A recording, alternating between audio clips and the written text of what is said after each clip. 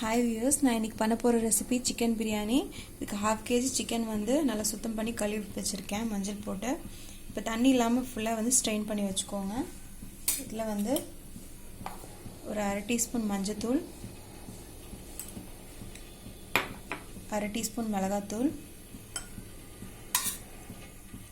2 table spoon தயிர்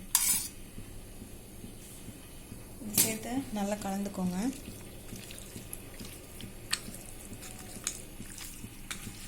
தயிர் போட்டு வச்சோன்னா நல்லா சாஃப்டாகும், சாஃப்ட் டெண்டராக மாறும் சிக்கன்.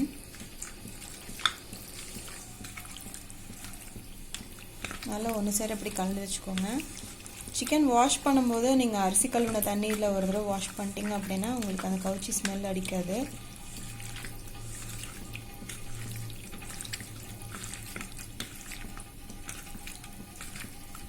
பிரியாணிக்கு நல்லா போன் பீசஸ், அதுக்கப்புறம் அந்த மாதிரி ரெண்டுமே ஸ்கின் ரெண்டும் கலந்த மாதிரி வாங்கிக்கோங்க. இதுதான் டேஸ்ட்டாக இருக்கும் பிரியாணி. அவ்வளோதான். கலந்து வச்சுட்டு ஒரு 1 to 2 hours வரைக்கும் நீங்கள் மூடி வச்சிடலாம்.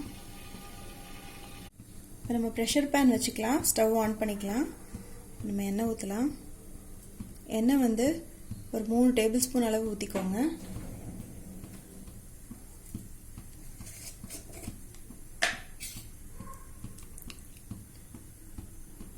கொஞ்சமாக நெய்யும் சேர்த்துக்கோங்க.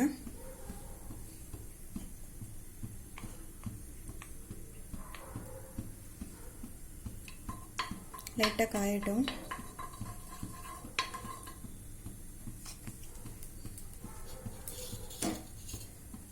இதில் வந்து ஒரு பிரிஞ்சி இலை, 5 கிராம்பு, 2 ஏலக்காய், ஒரு ஸ்டார் அனீஸ், இது வந்து ஜாவித்ரி மேஸ், பட்டை வந்து 2 எல்லாத்தையும் சேர்த்துடலாம்.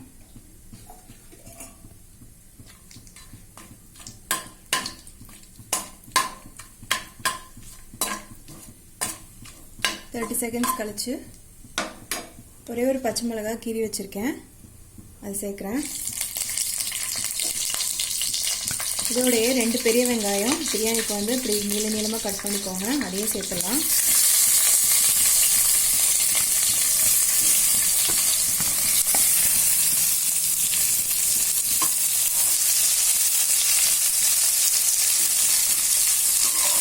இது நல்லா வதங்கணும். ஸ்லோ ஃப்ளேமில் கலர் சேஞ்ச் ஆகணும், அந்தளவுக்கு நல்லா வந்து வதக்கிக்கோங்க. கொஞ்சம் டைம் எடுத்து வதக்கணும். ஹை ஃப்ளேமில் வைக்காமல் ஸ்லோ ஃப்ளேம்லேயே வதக்குங்க.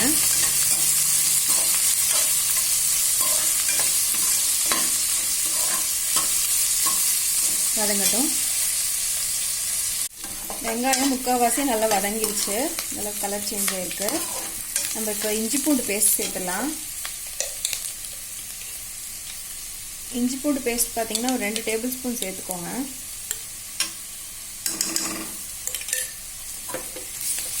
ஒரு பச்சை வாசனை போகட்டும்.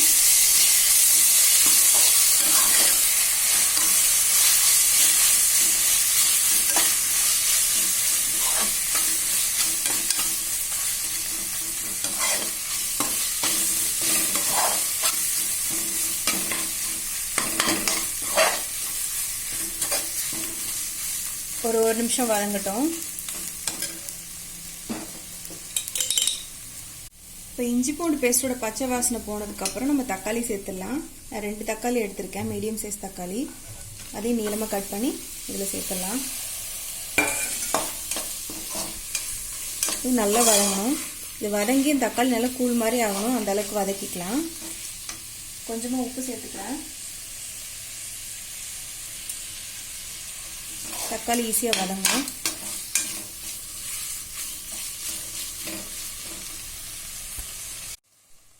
இப்போ தக்காளி நல்லா வதங்கிடுச்சு. இப்போ நம்ம வந்து மசாலா சேர்த்துடலாம்.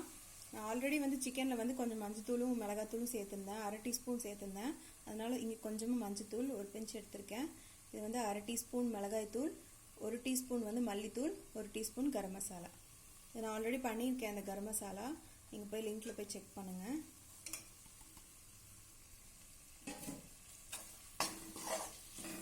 உங்களுக்கு ஐ பட்டன் பார்த்தீங்கன்னா மேலே நான் கொடுத்துருப்பேன், சஜஸ்ட் பண்ணியிருப்பேன், அது போய் பார்த்தீங்கன்னா உங்களுக்கு தெரியும்.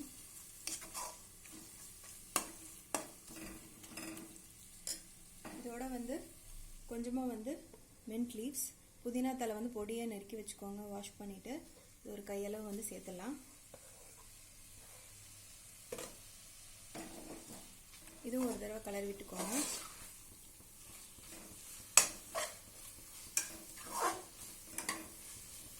புதினா போட்டு ஒரு 30 செகண்ட்ஸ்க்கு இப்படி கலரி விட்டால் போதும். இப்போ நம்ம மேரினேட் பண்ணி வச்சுருந்த சிக்கனை வந்து இதில் சேர்த்துடலாம். சிக்கன் வந்து நீங்கள் வாங்கினதுமே வாஷ் பண்ணி மேரினேட் பண்ணிடுங்க. நான் சொன்ன மாதிரியே 2 hours பண்ணி வைக்க முடியலனாலும் ஒரு 1 hour மேரினேட் பண்ணணும். அதை வந்து நம்ம இதில் சேர்த்துடலாம். நான் ஆல்ரெடி இதில் வந்து தயிர் சேர்த்துருக்கேன், அதனால திருப்பியும் நம்ம பிரியாணிக்கு வந்து தயிர் ஆட் பண்ண மாட்டோம். மசாலாலாம் ஒன்று சேர மாதிரி கலந்து விட்டுக்கோங்க.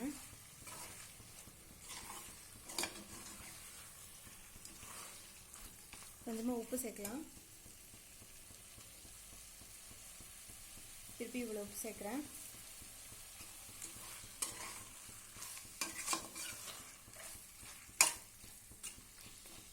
ஒரு 5 minutes இப்படியே இருக்கட்டும். 2 தடவை கலரி விடுங்க நடுவில். 5 minutes ஆயிடுச்சு. இப்போ காரம் உப்பெல்லாம் வந்து இந்த சிக்கனில் நல்லா இன்ஃப்யூஸ் ஆகிருக்கும். இப்போ நம்ம தண்ணி சேர்த்துடலாம்.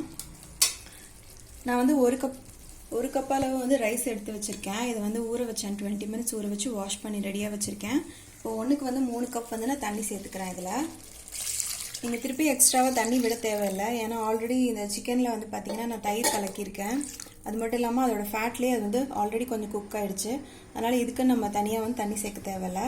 இப்போ அந்த தண்ணி கொதிச்சதும் உப்பும் காரமும் கரெக்டாக இருக்கான்னு பார்த்துக்கோங்க. தண்ணி கொதிச்சதுக்கப்புறம் நம்ம இந்த அரிசியை வந்து ஸ்ட்ரெயின் பண்ணி போட்டுடலாம். தண்ணி கொதிக்க ஆரம்பிச்சிருச்சு. இப்போ நம்ம சேர்த்துடலாம்.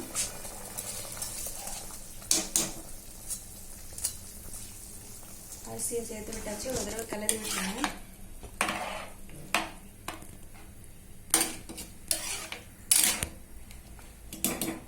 நம்ம மூடிடலாம்.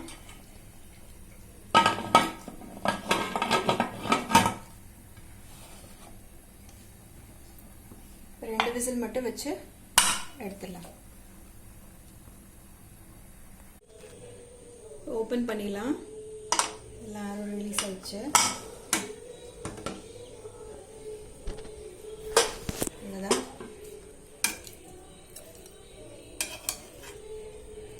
போலான்னு நல்லா ரெடி ஆயிடுச்சு சிக்கன் பிரியாணி. நான் பிளேட்டில் சர்வ் பண்ணுறேன். அவ்வளோதான், சூப்பரான சிக்கன் பிரியாணி ரெடி ஆயிடுச்சு. இந்த வீடியோ பிடிச்சிருந்துச்சுன்னா லைக் பண்ணுங்கள், ஷேர் பண்ணுங்கள், சப்ஸ்கிரைப் பண்ணுங்கள். அடுத்த ஒரு சூப்பரான வீடியோவில் உங்களை பார்க்குறேன். நன்றி.